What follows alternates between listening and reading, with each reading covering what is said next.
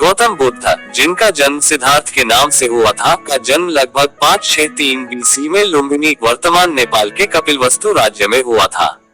उनके पिता का नाम राजा शुद्धोधन और माता का नाम महामाया था। सिद्धार्थ का जन्म एक राजकुमार के रूप में हुआ था और उनके जीवन के पहले वर्षों में भव्यता और सुख सुविधाओं की कोई कमी नहीं थी। प्रारंभिक जीवन सिद्धार्थ की शिक्षा और पालन पोषण में उनके माता पिता ने उन्हें हर प्रकार की सुविधाएं प्रदान की। उन्होंने एक सुखी और ऐश्वर्यपूर्ण जीवन बिताया। हालांकि उनके जीवन के विभिन्न पहलुओं को लेकर एक रहस्यमय आकर्षण था। जब वे युवा थे तो उन्होंने अपने जीवन के अज्ञात पहलुओं के बारे में सोचने और खोजने की इच्छा महसूस की।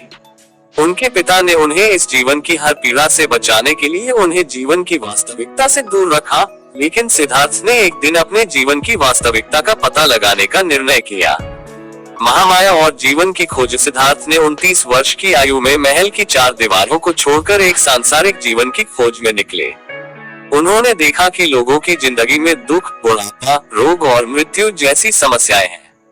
इन दृश्यों ने उनके मन को गहरा झटका दिया और उन्होंने निश्चय किया कि वे इन समस्याओं का समाधान खोजने के लिए अपना जीवन समर्पित करेंगे।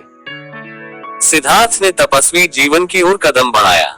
वे कई सालों तक कठोर तपस्या और साधना करते रहे, दिशा की ओर कदम बढ़ाया। बोधगया में ज्ञान की प्राप्ति। गौतम बुद्ध ने बोधगया में पीपल के पेड़ के नीचे ध्यान किया।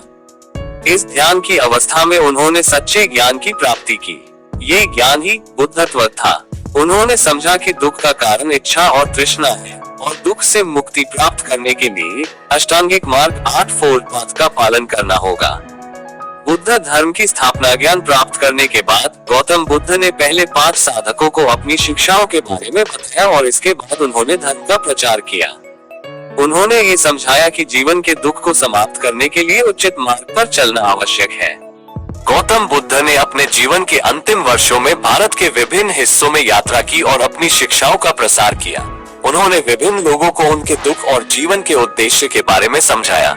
80 वर्ष की आयु में उन्होंने कुशीनगर, वर्तमान उत्तर प्रदेश में अपना अंतिम सांस लिया।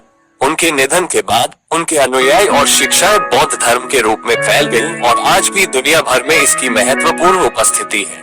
गौतम बुद्ध की शिक्षाएं आज भी अनगिनत लोगों के जीवन में प्रेरणा का स्रोत है। उनकी जीवन यात्रा और उनके उपदेश हमें दिखाते हैं कि कैसे एक व्यक्ति अपने जीवन की कठिनाइयों और प्रश्नों का समाधान कर सकता है और एक उच्चतम सत्य की प्राप्ति कर सकता है। तो दोस्तों, मैं आपको इस वीडियो में गौतम बुद्ध की जीवनी के बारे में बताया। अगर आपको मैं वीडियो पसंद आया तो इसको लाइक और सब्सक्राइब करें। वीडियो देखने के लिए धन्यवाद।